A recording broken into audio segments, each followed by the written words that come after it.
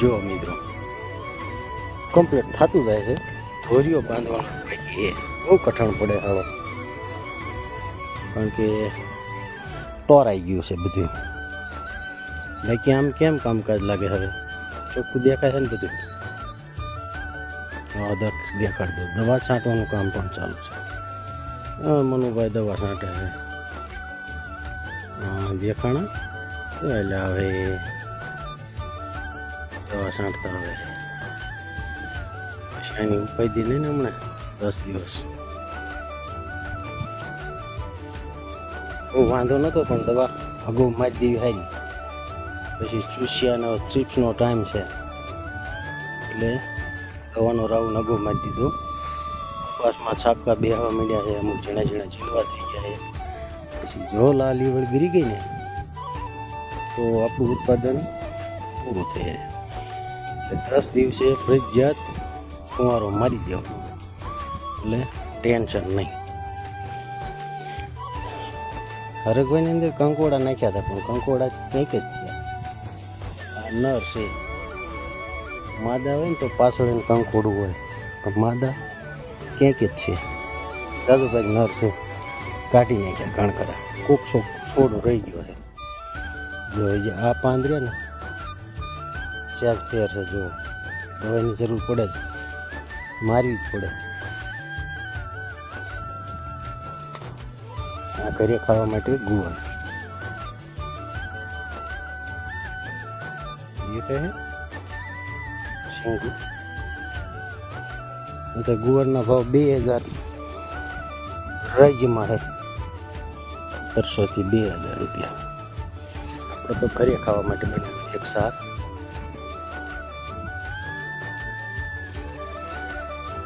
બાકી આમ તો ક્લીન થઈ ગયું ને. જો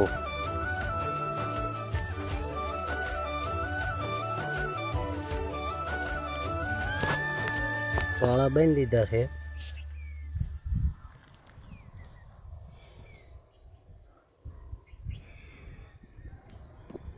આવું વાદળ છાયું હવામાન છે.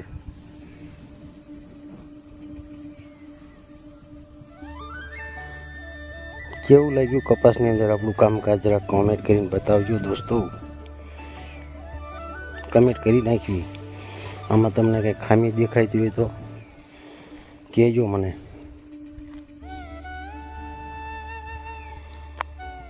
ગલખેર દવાનું રાઉન્ડ આવે છે ને એટલે આ અમુક પાન બગડે છે ને એ કમ્પ્લીટ થઈ જાય છે. ચૂસિયા તો છે જ. ઝીણી માખી દેખાય ઝીણી.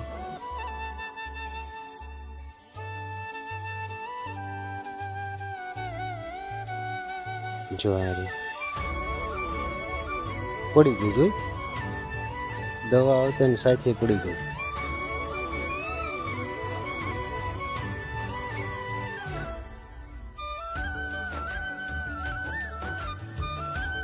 કારણ કે વાદળછાયું હવામાન રહે ને એટલે રોગ વધારે આવે, એટલે દવા તો મારવી જ પડે.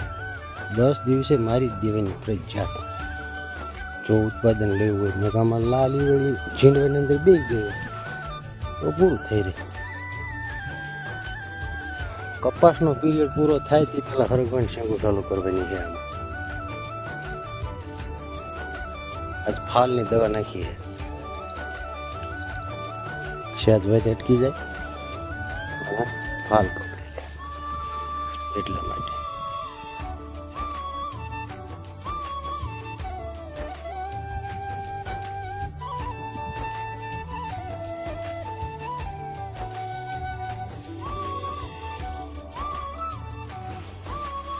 બિયારણ ગમે એવું નીકળે. એડવાન્સ હવે ને કપાસનું બિયારણ એ નાખ્યું છે.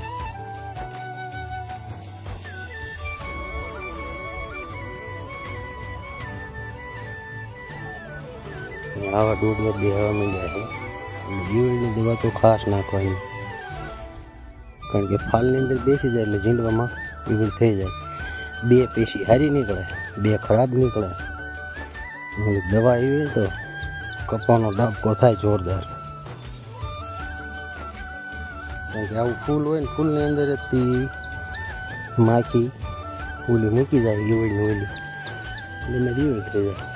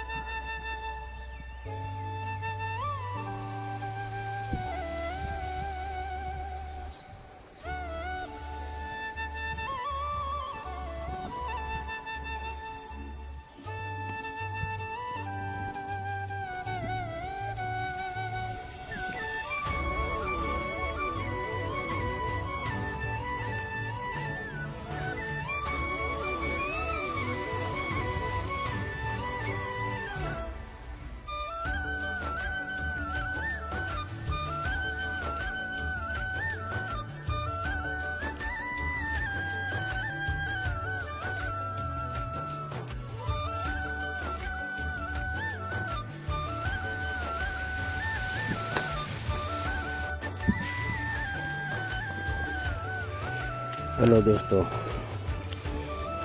જોજો કેમ લાગે એ બધું. પાળા ચડાવી દીધા છે હવે.